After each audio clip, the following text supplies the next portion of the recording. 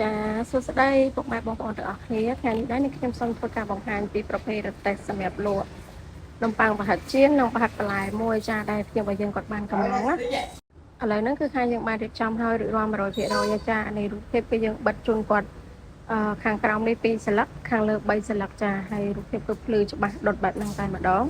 សម្រាប់ទូកញ្ចក់ក៏យើងប្រើទូ2ថ្នាក់3ប្រឡោះដូចក្នុងវីដេអូដែលខ្ញុំបានបង្ហាញអញ្ចឹងចាអានេះផ្នែកខាងមុខរបស់យើងគឺយើងមានធ្វើរបាឲ្យគាត់មកជុំបែបហ្នឹងកុំឲ្យដាក់អីវ៉ាន់ទៅជ្រូកអញ្ចឹងណាខាងក្រោមគឺយើងមានកាងមានអីដាក់ធុងតកកដូចយើងរកដងអញ្ចឹងចាមានទ្វារបិទបើកដាក់អីវ៉ាន់ចាក់សោបានខាងក្នុងហ្នឹងចាហើយសម្រាប់មួយឈុតនេះដែរគឺភ្ញៀវរបស់យើងគាត់បានកំងយកទាំងម៉ូតូនិងរទេះតែម្ដងចា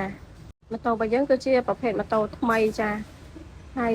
ខាងក្នុងនេះដែរគឺយើងក្រែលអ៊ីណុកពេញអត់មានចោះឆ្នាំងចោះអីទេចាទូកញ្ចក់គឺយើងមានទ្វាររុញឆ្វេងស្ដាំបែបហ្នឹងហើយសម្រាប់ខាងលើហ្នឹងគឺយើងអាចដាក់អីវ៉ាន់ដាក់អីបានចាព្រោះដោយសារយើងបាំងមកជុំហើយអញ្ចឹងយើងអាចដាក់អីវ៉ាន់បានហើយក៏យើងមានកែកមួយសម្រាប់ដាក់លុយឬក៏អាំងនំប៉័ងអីចឹងណាអញ្ចឹងសម្រាប់ពុកម៉ែបងប្អូនដែលគាត់មានតម្រូវការមិនថាលក្ខណៈប្រភេទអតេះកំងឬក៏លក្ខណៈអតេះធម្មតាមន់បវលទាបវលគោដុតអីគឺអាចធ្វើការកំងបានចាតាមរយៈ page នេះផ្ទាល់ឬក៏តាមរយៈលេខទូរស័ព្ទដៃរបស់ខ្ញុំ3ខ្សែនៅក្នុងវីដេអូនឹងបានចា